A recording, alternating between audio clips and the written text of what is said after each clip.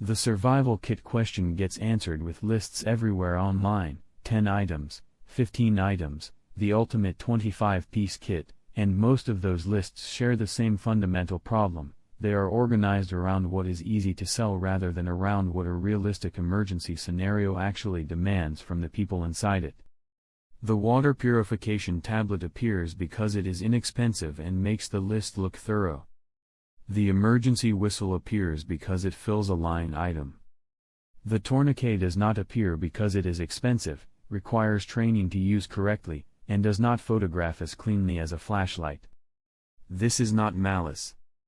It is the commercial logic of products designed to be purchased as gifts and stored unopened in a closet.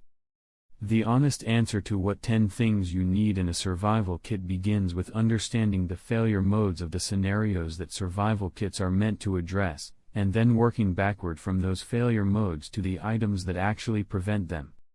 Water is the first failure mode because it is the fastest. A person under moderate physical exertion and moderate temperatures begins experiencing cognitive impairment from dehydration within 6 to 8 hours of losing water access, and becomes functionally incapacitated within 24 to 36 hours. The 3-day supply recommendation, 1 gallon per person per day, is the minimum for stationary shelter conditions. In any scenario involving physical activity, heat, or elevated stress, water requirements increase significantly. Water storage addresses the first day or two of a disruption. Water filtration addresses everything after that, when stored supplies are exhausted and the only available water is from natural sources that may carry biological contamination. Both are required for a complete water solution across any disruption lasting more than 48 hours. Food is the second failure mode, and it is misunderstood in a specific way that leads most people to prepare inadequately.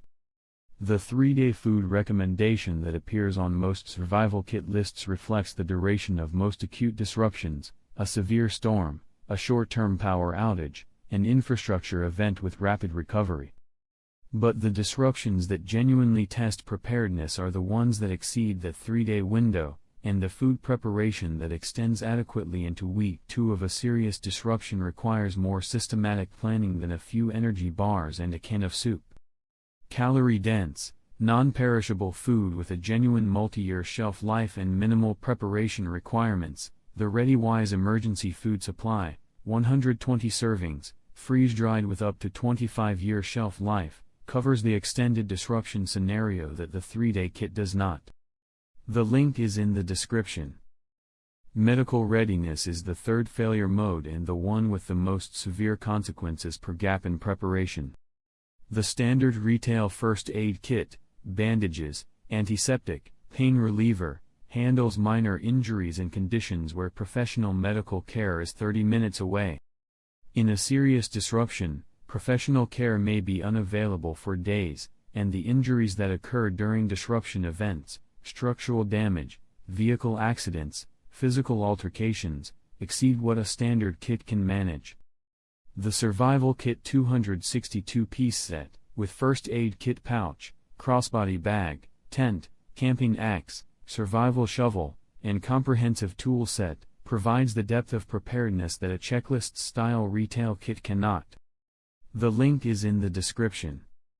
The remaining 7 items, illumination independent of grid power, communication independent of internet infrastructure, fire starting capability independent of disposable lighters, a manual can opener for sealed food stores, a signaling device for rescue scenarios, prescription medication supply adequate for disruption duration, and documentation and cache for post-crisis navigation, complete the 10-item baseline.